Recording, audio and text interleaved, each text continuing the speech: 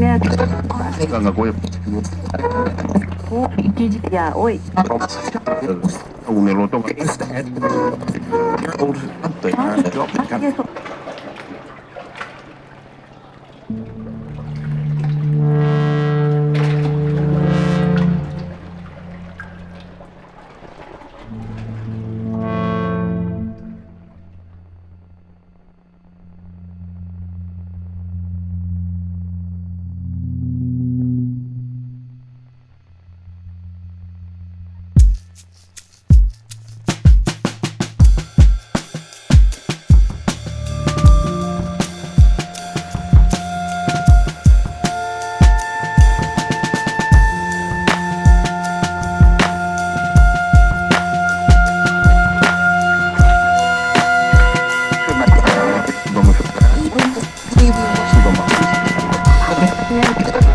Ganga Goy.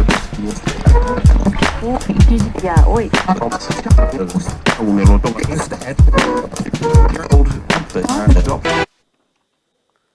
ఎమ్మెల్యేల కొనుగోలు కేసులో నిందితులకు బెయిల్ మంజూరైంది. ప్రతి సోమవారం సిట్ ముందు హాజరు కావాలని నిందితులను హైకోర్టు ఆదేశించింది.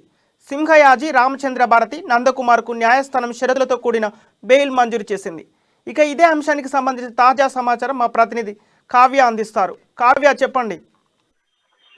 Thank you Sampath. ఏదైతే ఎమ్మెల్యేల కొనుగోలు కేసు రోజుకొక మలుపు తిరిగింది అనుకోవచ్చు. ఈ కేసులో ఇప్పటికే బీజేపీ నేత బిఎల్ సంతోష్ కు అయితే ఊరట లభించింది. తాజాగా సుశీర్ కు అయితే ఉపశమనం కలిగిందని చెప్పుకోవచ్చు. సుశీర్ వ్యవహారంలో హైకోర్టు అయితే కీలక వ్యాఖ్యలు చేసింది. అయితే ఎమ్మెల్యే కొనుగోలు కేసులో సుశీర్ ను అరెస్ట్ చేయొద్దని హైకోర్టు మాత్రం ఆదేశించిందని చెప్పుకోవచ్చు. ఈ క్రమంలోనే సిట్ విచారణకు సుశీర్ సహకరించాలని హైకోర్టు అయితే స్పష్టం చేసింది.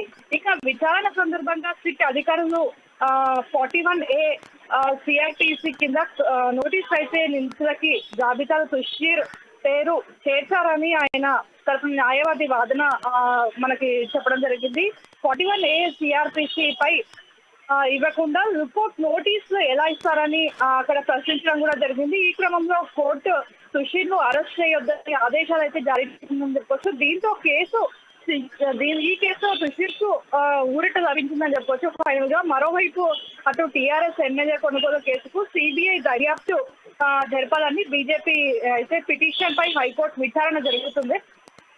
ఈ క్రమంలోనే ఈ సందర్భంగా బీజేపీ తరఫున మహేష్ జట్మలాని, ప్రభుత్వ తరఫున వీళ్ళందరూ ఫైట్ చేయడం అయితే జరిగింది. ఇప్పుడు అయితే ఫైనల్ గా ఎమ్మెల్యే కొనుగోలు కేసులో నిందితులకు బెయిల్ అయితే ఫైనల్ గా మంజూరైందని చెప్పుకోవచ్చు. ఏదైతే ప్రతి సోమవారం సిట్ దగ్గరికి హాజరు కావాలి, ఏదో నిందితులను హైకోర్టు ప్రతి సోమవారం వచ్చి హైకోర్టు ని ఆదేశించాలని అయితే చెప్పడం జరిగింది. అటు సింహయాజీ, రామచంద్ర భారతి, నందకుమార్ కు న్యాయస్థానం షరతులతో పెడితే వాళ్ళకి సంబంధించిన షరతులతో కూడిన బెయిల్ అయితే ఫైనల్ గా మంజూరైందని చెప్పుకోవచ్చు. సంపత్.